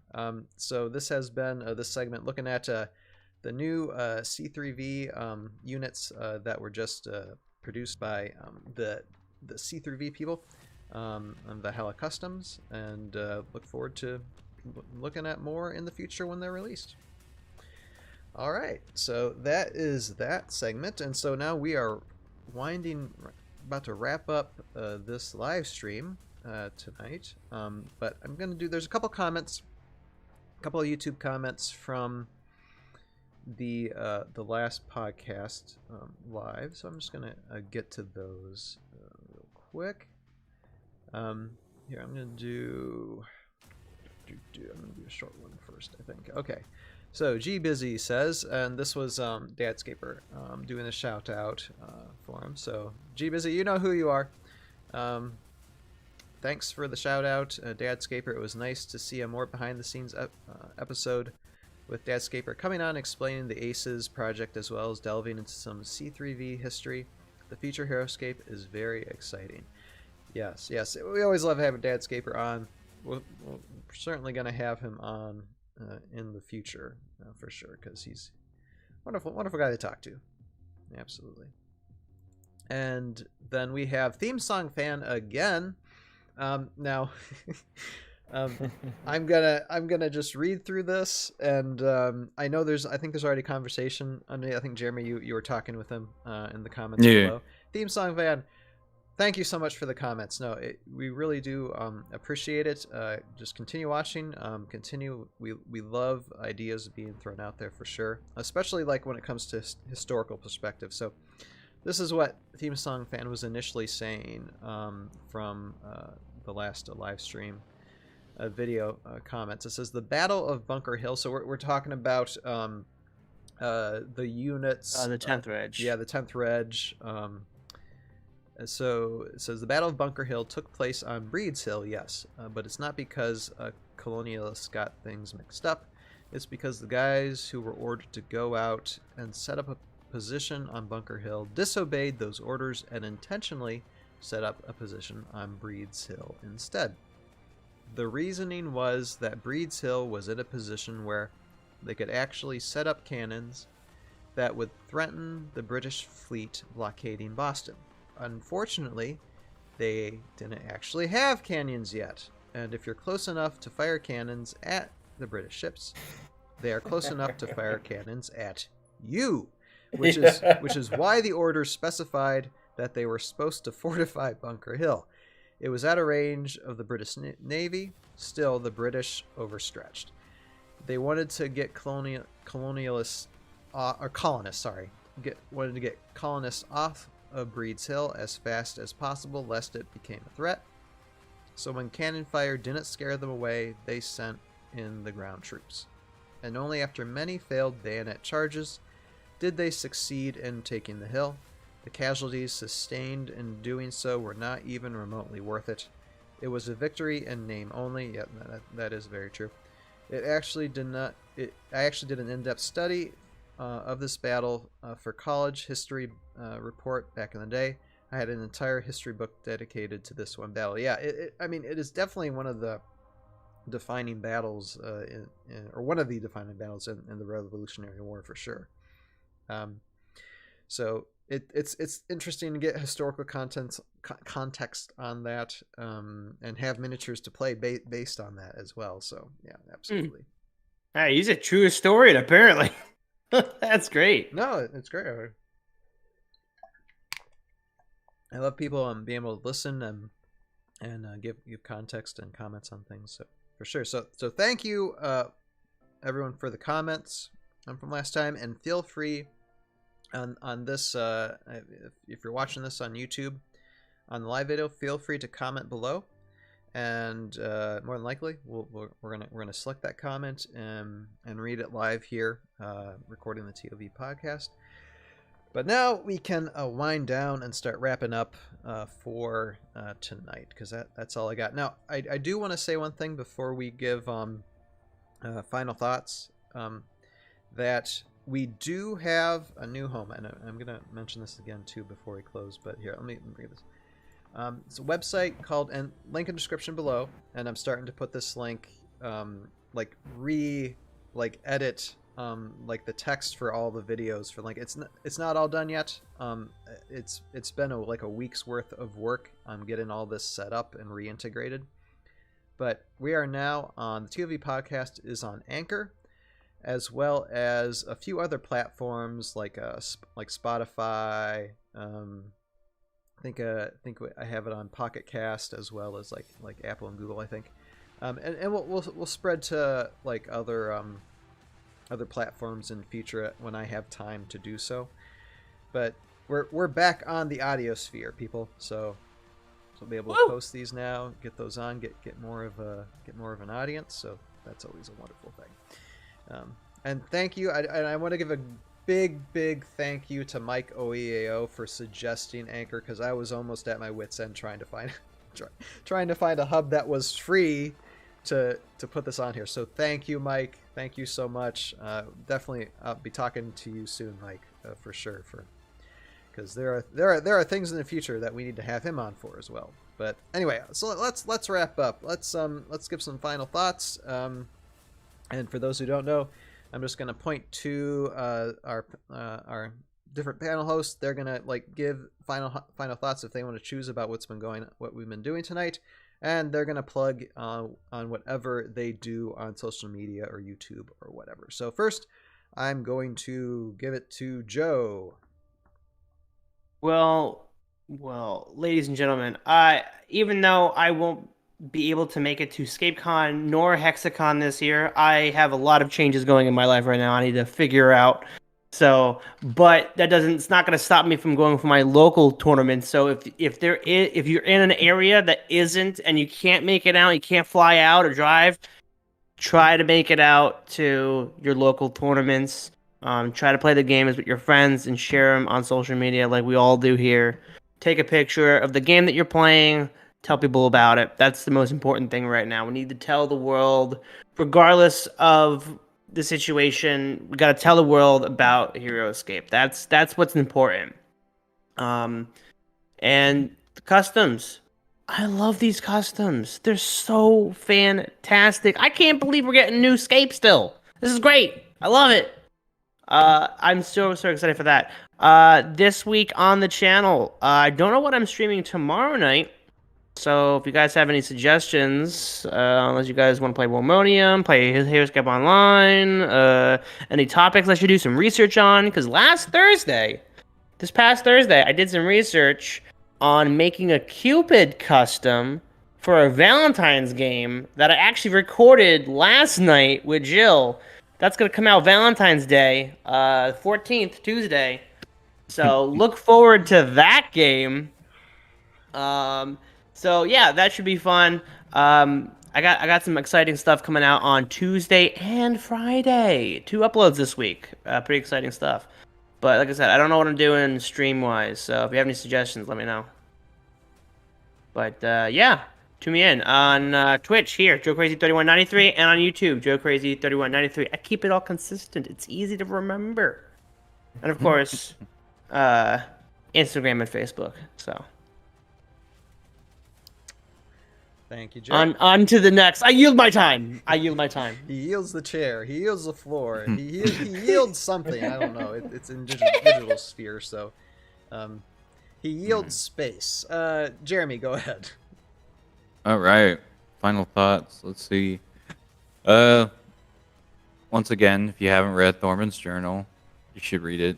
It's really good fiction. Really good. A lot of inspiration of the fan fictions, of course. If you've had a chance to check those out at heroscapers.com, and any of the general writing projects of the area, right? Thormun's journal was a really good inspiration source, right, for a lot of these ideas that you see about. And in fact, a lot of the Age of Annihilation lore bits that we were getting was also inspired directly by Thormun's journal. We were told to read it while those are coming out. So it's a big, nice little pool of inspiration for the Heroscape universe. If you ever have any questions about it, it's like, why is this happening? Read Thormun's journal. Pretty good stuff. Agent Carr, really cool character. Of course, the agent. What is it? Mobius. the Matrix reference that apparently they can't make anymore. That's why. But that was everyone was like, yeah, this is Matrix reference. This is pretty cool. Really cool character aesthetically, but as we did talk about, might need a little bit of work value-wise. But yeah, I did always think it was really interesting. Fun fact: Krav Maga is an actual fighting style. Yes, it is. Mhm. I learned that It's very back tough. in the day. Really? You injure yourself just practicing the thing. So Agent Carr is a master of that. So if you ever want to see some cool fighting style videos, I'm pretty sure you can look that up and kind of visualize how Agent Carr is knocking people out on your game board. You want to put that into an imagination box. It's a lot of fun. Nice to meet you over the. I'm pretty sure you went to ScapeCon, right? Yeah, Tommy did. Yeah. Met Tommy did, because Yeah, he did. I feel like I would have seen you in passive, but like there was so much going on. Yes. I still feel like I'm processing it even now. Overall, ScapeCon was great, but it's like, man, I get to see the people that I knew by name only, literally only by name, for the first time in 12 years. And I'm just like, oh, like information overload was crazy. But glad to talk to you again. I hope you are doing well since ScapeCon, of course. But yeah, it's always a pleasure to talk to the community members, and see how they're doing, see what they're doing. HexiCon sounds awesome. I wish all the support and all the success for everyone that gets to check that out. And yeah, definitely, like, seriously, everybody out there listening to this, listening to anything in the Heroscape content creation sphere, check out your local events, especially these big ones that do get pop up. If you're nearby, definitely give them a check, because these individuals work super hard. Like hours. It takes so much time to plan these things, and Yep. I have some experience doing tiny little things, and I was it was like a workout, okay, like brain workout to the max. So like the best thing you can do, if you have the chance to check these out, please consider it. And if not, I mean, share the word, tell everyone you know in the area, and play some Heroscape at your local game store, because we got to keep spreading the word about the game that still exists through what we get from C3V, which, by the way, I'm super excited to see. So those are my final thoughts, all gathered together. Plus, one more. I love dinosaurs. I have to put that out. Anyways, and you hate wasps. We learned a lot about you. and I know this was a really big like IRL lore episode. I love dinosaurs and I hate wasps. You're welcome. All right, thank I don't know if that's information you need, but you know what? It'll appear somewhere. I don't If know. it's mentioned on here, And, you need to know. You Right. need to know. But of course, if you do have any interest in lore in general, right? I have started my own channel documentation experience on YouTube, Twitch, where I just go over various lores, right? I talk about Final Fantasy 14 lore, Destiny 2 lore, and of course, now having the chance to talk more about Heroscape lore on my channel. I've been working on doing YouTube shorts of the Heroscape lore. It's a small series I call Wanders of the Well Springs. And so doing like little narration bits covering the more general aspects of Heroscape lore. So if anyone wanted to know what was inspiring Age of Annihilation, you can check those out, kind of catch yourself up on some of those details. I took a break over the holidays, so nothing's really been posted in regards to that, but they are still in plans. And I committed to making 23, right? Everyone remembers from previous recordings, I said for every 50 backers, I would make a short. I still have the list. I promise. I'm going to deliver. It just will take. I also work in the restaurant, and they like to take my hours. So in between all of that, we're going to be getting those lore videos done. I promise. They're going to get done, but slowly. I don't know when time allows. But it's been great. Really do enjoy being able to get back into this universe again after so long. And yeah, if you want to check out what I'm doing there, you can check me out at the Eslim Collate on Twitch and YouTube, or at the Eslim on Twitter and Instagram. There you go. Also And to support him the on next. Patreon too, if you're able to as well, Yeah, I do appreciate the help. It does help a lot. for sure. All right, Jason. All right, well, thanks for having me again. And I remember way back in the day, Agent Car was awesome when we first played Heroscape, and that's all we had. Yeah, that's memories of that. Yeah. I want to say at some point, I beat Ryan by having Agent Car run up and take out Nilfiem in a vicious last stand 1v1. I'm sure it Nice. happened. Yeah. That's Yeah, a good no, memory. Probably. Yeah. But yes. That's a And then good memory. as for the new customs things, of course, I always got to go with dragons. They're awesome. And while I don't like wasp either, I do like bees. So now I'm going to try to track down that giant box of 135 bees that I learned about a little bit earlier today, because that would be an army I'd probably want to play, even though it may be terrible. I don't Nice. know yet. So that's basically a lot I learned tonight. And you can find my content over on YouTube under Rocker Robotics or tabletopbattlefield.com. And apparently I have some other things for other people, because if you like more space lizards, entire empire of them over here at EmpireUnderSiege.com. That's my Legends of Kaladesh Space Combat Miniatures game. And since we apparently have a historian audience as well going on here, you can check out StoryOfMichigan.com. I've got a new episode I'm working on that, where I'm diving into the history of some rather interesting parts of some ships involving Michigan's history. So that'd be one of my fun little side projects over Nice. there. And Jason has a wonderful way of editing these things too. That it's a good watch. It's a good watch for sure. All right. So okay, that's it. That's it for you, Jason. I'm sorry. You just. I said, yeah, sorry. I just kind of stopped talking. I wasn't sure if it was clear that I was done or not. No, I was just My affirming shameless your video, self-promotion so- could have run on for a long, long time. I'm just like, I'm done now. Okay. Just here at the camera. All right. That sounds fair. No, check out Jason's YouTube page and his content. He does all kinds of stuff. So yeah, it's really cool. Okay, and Tommy, go ahead. Yeah. First off, thanks for letting me hop on and stuff to talk about HexiCon and about a lot of other things on here. And I dabble in a lot of stuff. I run. If you are interested in Star Wars X-Wing by any chance, on top of Heroscape, I know we got a few people who would like them both. I run events for both of those online. Well, for the Heroscape side, I have an online. It's called Online Scape Tournaments, which has just started recently. I'm on people playing Season 2 right now. You have a link for that. And I also have an Instagram, MegaSilver_, where I post pictures of the games that I play and also of the miniatures that I paint. So if you want to see me playing Heroscape in real life, or X-Wing, or repainting either of those miniatures for stuff, you can follow my Instagram page for that. And of course, HexiCon, which is coming up in April. And hopefully we can get more people to want to show up and play, or maybe bring prizes and stuff. I got a lot of prizes that haven't announced yet and such. Also got some people donating some stuff that I'm not going to announce yet, but we'll see soon. And I guess that covers it. Oh, no.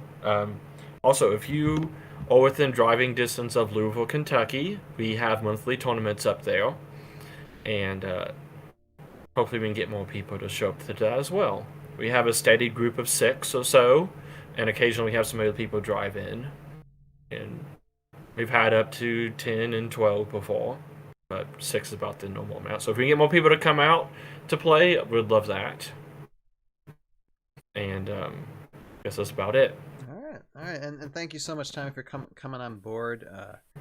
MegaSilver himself on the panel tonight for the first time, and hopefully have you back sometime soon, because I really love discussing these things with you, because you seem to have a little bit of a knowledge of the C3V community. So maybe next time there's a C3 wave coming out, we might invite you back to discuss those things for sure.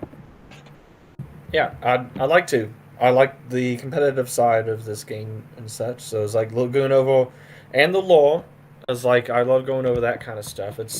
I love like the multiverse kind of stuff, the sci-fi stuff, and there's very few games that have sci-fi with history combined together, right, which is what really drew me into this. So yeah, I'd be happy to come on at some point again.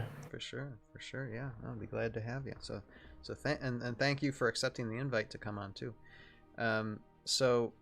With that, I am Ryan, Tales of Valhalla, the guy who's making this stop motion series called Tales of Valhalla: The Aftermath Chronicles, which is a stop motion Heroscape adventure based off the board game Heroscape, and I'm currently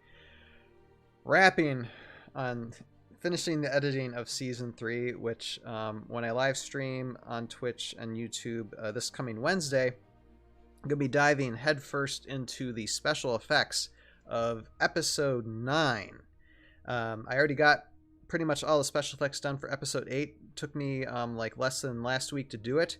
It's going to take me a lot longer to get Episode 9 and 10 done. Episode 8 had like 20 plus composite shots. Episode 9 and 10 is going to have way more. It's going to be way more composite shots. So check me out. See the progress of these last 3 episodes to get out, and of course, run the ToV podcast, and that's now getting everywhere, not just on YouTube, but also now spreading on the audiosphere via Anchor. And like I said, and for all these guys, links in the description below. Either they'll be there or they will be there soon. And what else do I have to say? Well, I just thank you everybody in the chat, live chat. Thank you everybody who leaves a comment. Your audience participation is always appreciated. Thank you everybody, and just spread this out, spread the word, so we can start getting the word of Heroscape out and about to everybody in this country and the world for sure, because it's positive, you know, and in this day and age, there's not too many things to hold on to that have, you know, this level of positivity and community. And it's something I think we really need to hold on to, and to grow and to build. There's just not much out there that has that. So that's why I keep on doing this, and that's why that's one thing that should motivate us to keep on going in this. So with that, thank you all for watching. You have a purpose in your life. Find it, pursue it, live it, and we'll see you guys next time. Bye now. Bye bye. See ya.